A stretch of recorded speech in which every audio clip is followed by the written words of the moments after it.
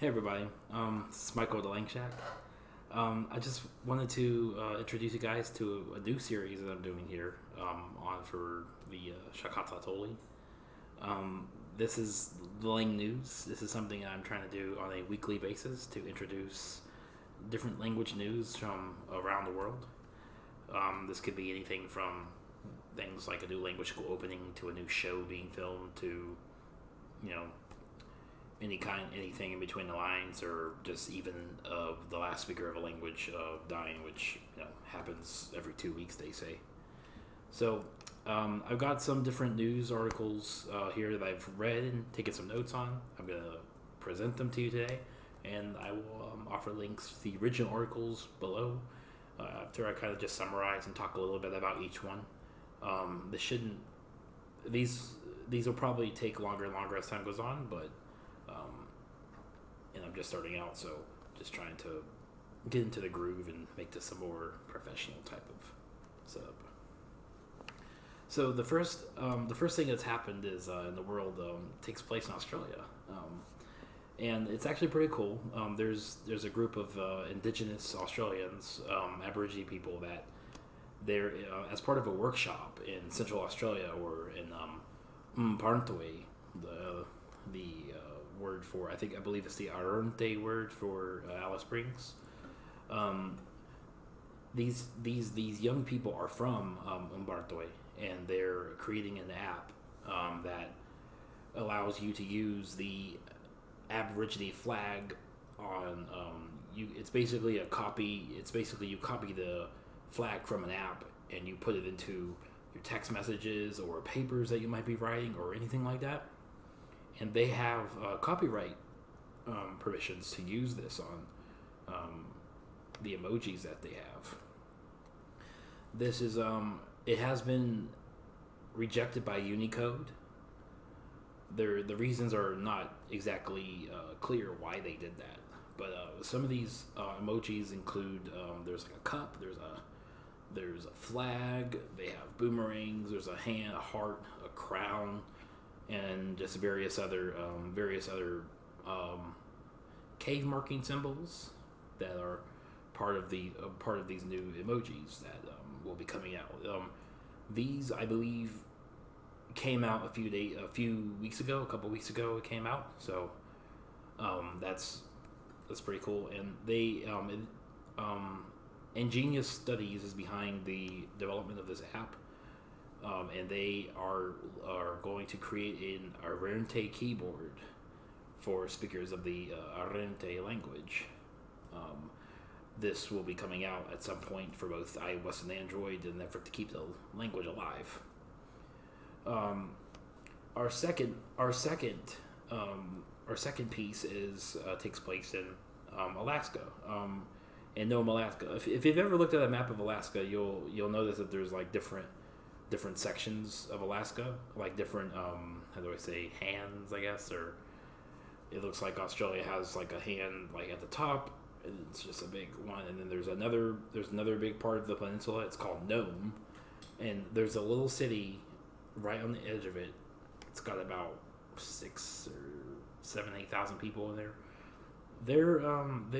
They speak a language called Inupiaq, I believe, and they are finally opening up a school there, and they have raised enough funding from a fund that I don't exactly remember the name of, but they are opening up a school based on that fund. The fund, for teachers who work through that fund, it allows them to pay up to $20,000 of their student loans, and the payment that they get from this stipend type thing, it goes to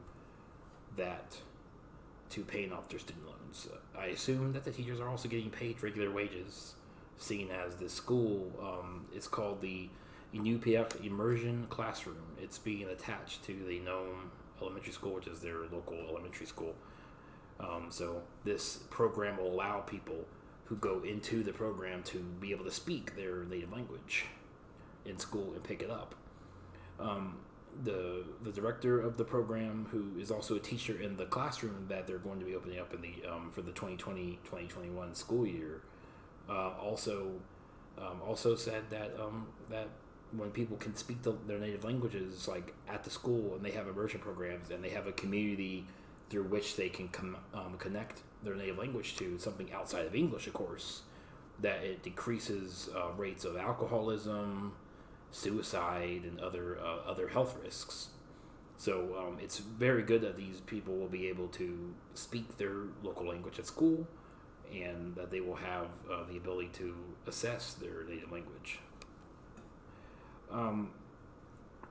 The only thing that is left for them to do is to they're still developing some curriculum materials for the school stuff, and they're also working to get some older elders who speak the language. Most of the language speakers are elderly people, so they're trying to get some of them to come in for some stipend and just make speeches and just talk to the students and stuff, and as well as various speakers of the community who still speak the language, as a part of an effort to connect the students with the school program, and they want these children to also have a connection to their communities as well, which will help to strengthen the communities and their sense of heritage and identity. So they're just working on all of this stuff now, and the school is going to open up. They have hired a couple more teachers, so it's very good to hear that they are starting to.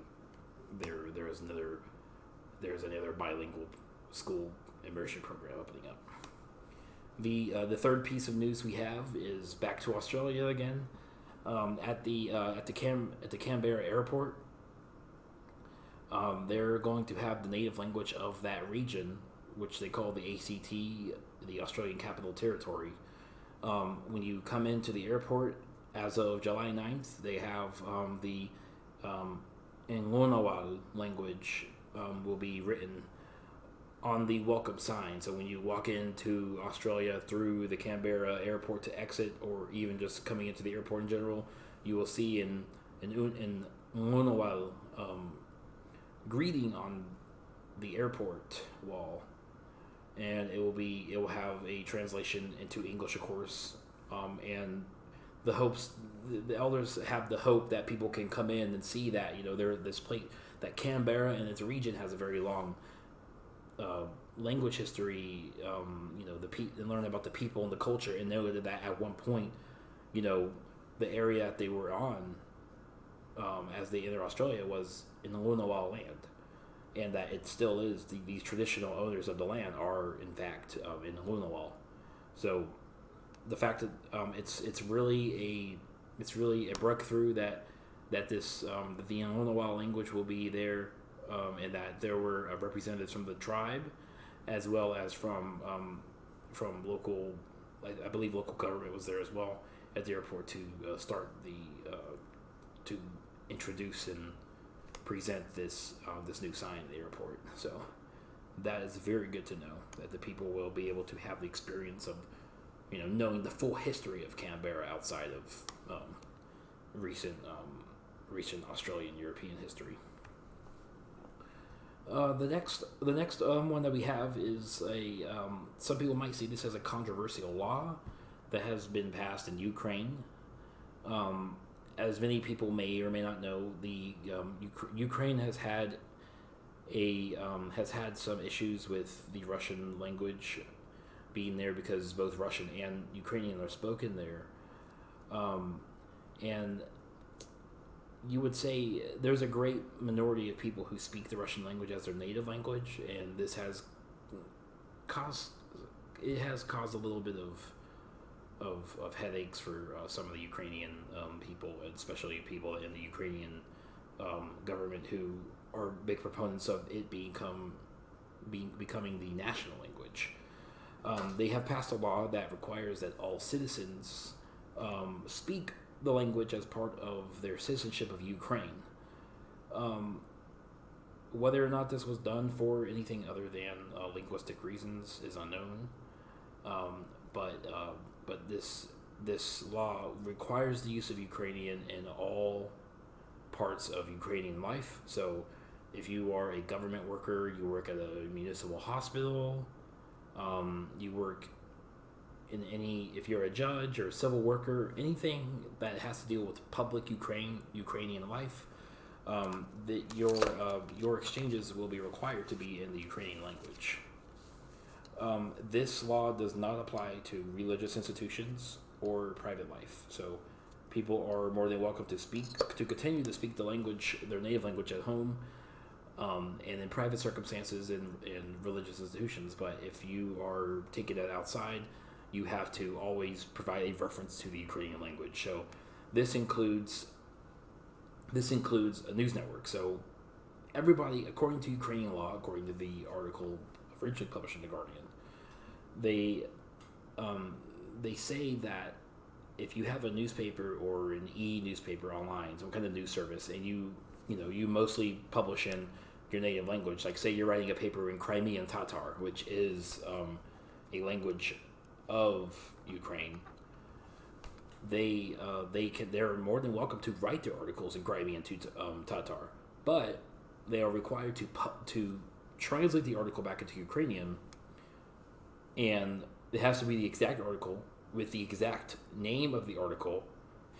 It must be translated into, and it has to be published on the same website within 24 hours of the original article in the minority language being published. So this goes for Russian, Crimean Tatar, and any other language that is spoken in Ukraine. The Ukrainian government is offering language courses for people, for second language learners or ex-language learner who is attempting to become a Ukrainian citizen. They are allowed to take these courses, but they are required, as of 2 years from now, to demonstrate their knowledge of the Ukrainian language through an exam. There will be an officer who will be administering these exams, who will be able to test them and verify that they know the Ukrainian language before receiving Ukrainian citizenship. So, while some people may see this as a championing of Ukrainian nationality, it does perhaps strengthen the national language of Ukraine to ensure its survival in the Republic of Ukraine, and allow Ukrainian people to be able to safely use their language. So that's a very controversial subject, but I leave that to the reader. The next piece of news that we are going to cover is an app. This app is called Kui. Kui was originally in a bush call in a specific language. I forgot what it's called. I think it might be Dahurwa. I'm not exactly sure about that. I do know that the language is a Pama-Nyungan language, which is what most of the Australian landscape is covered by. This app will allow people to speak their language and record it, and this app will keep track of all these recordings, which will be used for research. This has been used on another app for the Frisian language, where about 46,000 sentences were saved by Frisian native speakers in the Netherlands. This app was developed by the University of Groningen in the Netherlands, and they were able to, with these recordings in the Frisian language, they were able to take the feedback from the native speakers in the community as to how they wanted this research to be used to benefit for the benefit of the Frisian language. That has successfully been done, and more sentences are being collected. I believe the app was called Stimmen van Friesen, which means voices, Frisian voices in Frisian. This app will be used to collect sentences in various Australian Aborigine languages, both in and outside the Pama-Nyungan language group. And they call it citizen science, where it is based on the people who speak this language natively, the people of these communities, to decide how they want this software data to be used in order to advance their languages. The representatives from the Harug, the Goombay Nglir, and the Birdi met at the Murbag, the Murbai language school, or the Murabai Language Center, and they met with Wirajuri and the Harawal community members to discuss this app and the benefits it can bring to their language, and how the data that is collected from their voices and different phrases can be used to advance their languages.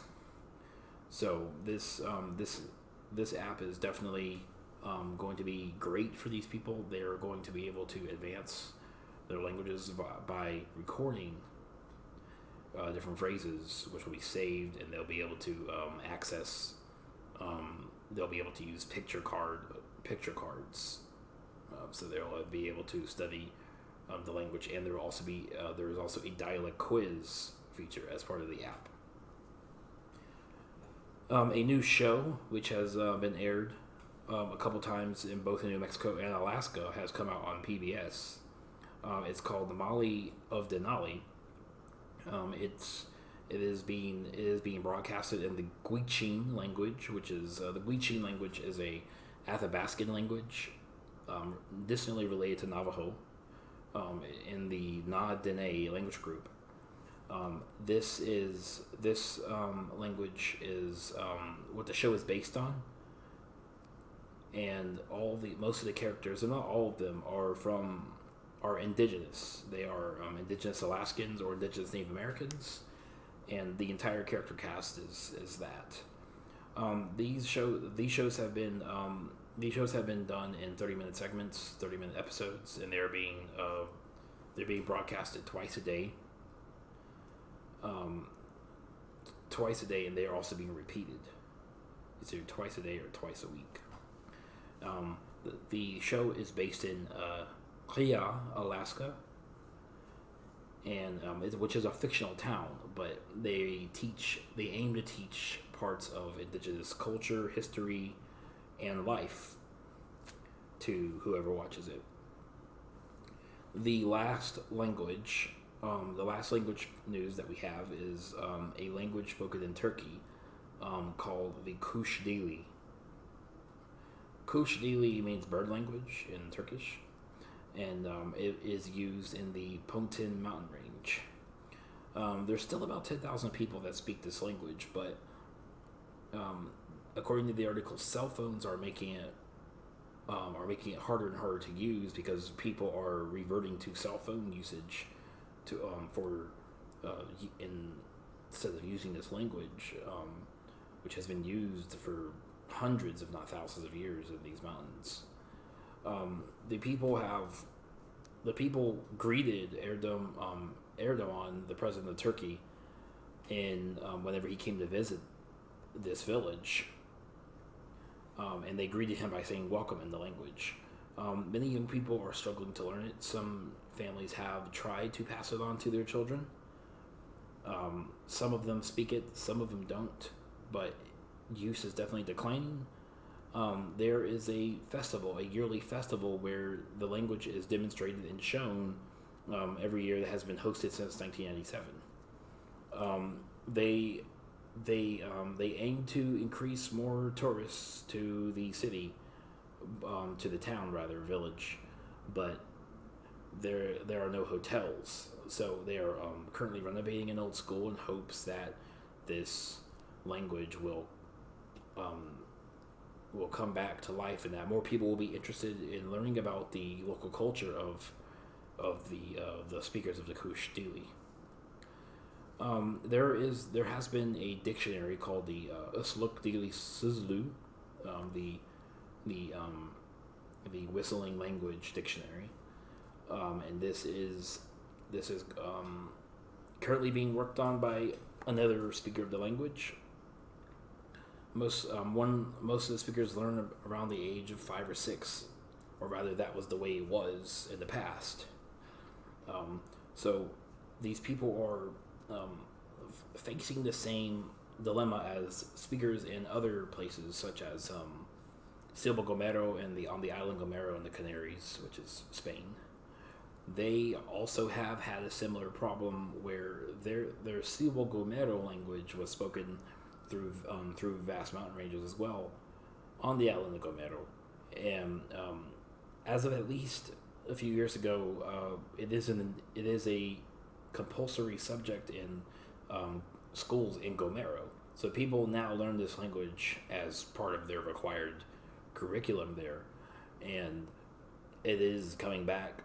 I have personally visited the island myself back in 2016, and the at a restaurant, and I saw many young people speaking the language. They were demonstrating. They were our waiters, and they also spoke Soba Gomero pretty fluently. They are able to use things like they spoke some. They would ask people around the room what language they spoke, and somebody there was a Hebrew couple. They got them to say something in Hebrew. They demonstrated the use of Soba Gomero with Hebrew. They spoke Spanish in it, and if you understand Spanish, and once you understand how they do it, then you can start to feel the flow, because that's the Soba Gomero is kind of like understanding the flow of the whistle. So, and once you pick that up, then it's not hard to do the rest of it. You can in Soba Gomero, every word has a sound, and they build words on these sounds. But there's also a rhythm that goes with it as well that you follow, which I found very interesting. So thank you guys for watching the first installment of the language news. And if you guys have any articles or anything, any research that's come out, any new things that have come out, feel free to drop a link to the article below or the research, and I will review it and I will present it at next week's installment of Lang News. Thank you for watching.